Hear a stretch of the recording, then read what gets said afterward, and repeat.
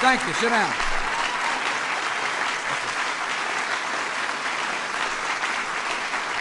Sit down.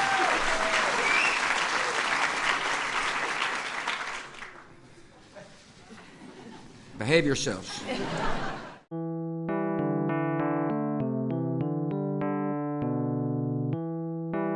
After a highly complicated and controversial election, George W. Bush defeated Al Gore without receiving the popular vote. As only the second president in history to have a father as a former president, the other being John Quincy Adams, George Bush became the 43rd president of the United States in 2001. Advertising himself as a compassionate conservative, Bush promised to cut taxes, improve education, and advance minorities. We will reform Social Security and Medicare, sparing our children from struggles we have the power to prevent.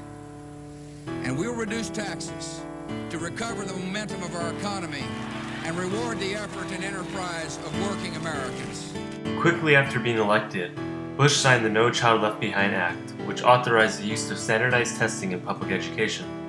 Ideally, it was assumed that standardized testing would bolster the educational system and improve individual outcomes. However, since its ratification, the act has met minimal success. Bush's foreign policies were tested less than a year after his inauguration with the 9/11 attacks.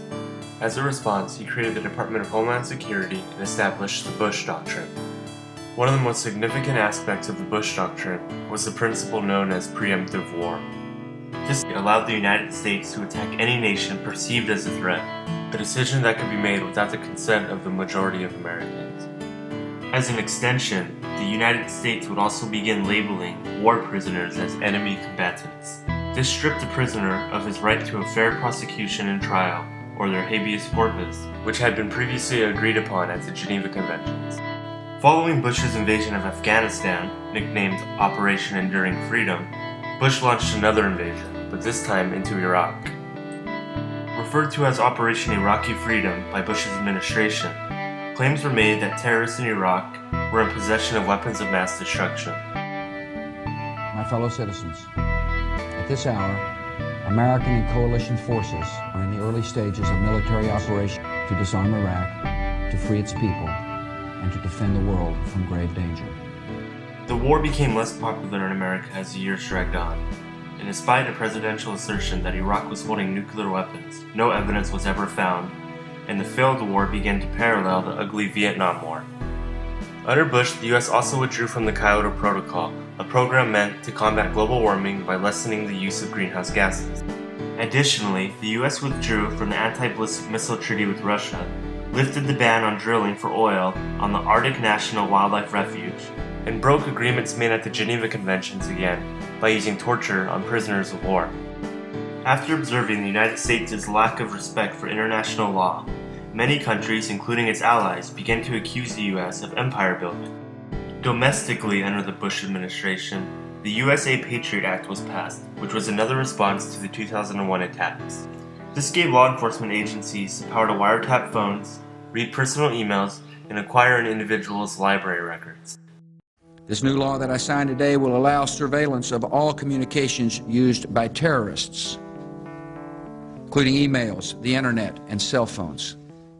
The act was also recently given a 4-year extension by Barack Obama. This law raised debate in America concerning a person's individual freedom, which, ironically, Bush had used as his basis for the wars in Iraq and Afghanistan.